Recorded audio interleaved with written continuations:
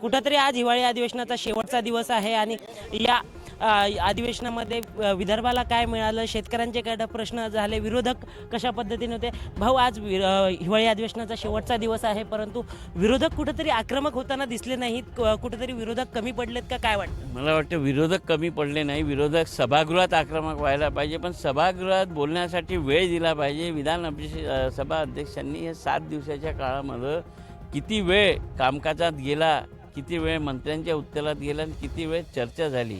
मला वाटते की या वेळेस जर आमदारांना वेळ मिळाला आपले प्रश्न उपस्थित करण्यासाठी तर चांगलं होईल. कारण की ते 2-2, 3-3, 4-4 मिनिटात कोणाचे प्रश्न सुटत नाही.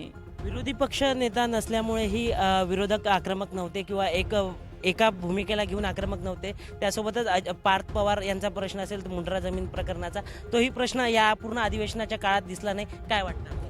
मला वाटते ही आमची तिन्ही पक्षाच्या CLP लीडर्स आहे, त्यांची जबाबदारी ते याच्याबद्दल बोलते. मला वाटते विरोधी पक्ष नेता नसला तरी विरोधी पक्षातला आमदार आपले प्रश्न मांडण्यासाठी सक्षम आहे. त्याला तिथे संधी मिळाली पाहिजे. त्याला संधी नाही मिळणार तर तो कसे काय आपले प्रश्न ठेवणार आहे. यावेळेस आपण विदर्भातून येता, विदर्भ वेगळ्याची भूमिका सुद्धा होती. विदर्भ वेगळ्याच्या भूमिकेत आपलं काय म्हणणं आहे आणि यावेळेस विदर्भाला काय मिळालं? विदर्भ वेगळ्याच्या भूमिकेत सत्ताधारी होते, आता त्यांनी तो नाच सोडला आहे. आता आम्ही पकडू तर लोक म्हणतील की आमची सत्ताधारी आम्ही सोडून देऊ, पण तो सत्ताधाऱ्यांनी पहिले घेतला, त्यांना त्याचा सोक्षमोक्ष लावा पाहिजे की नाही. आणि विदर्भाला काय मिळालं तर 2-3 तासात शेवटी मुख्यमंत्र्यांचं उत्तर जाताना सांगतीलच.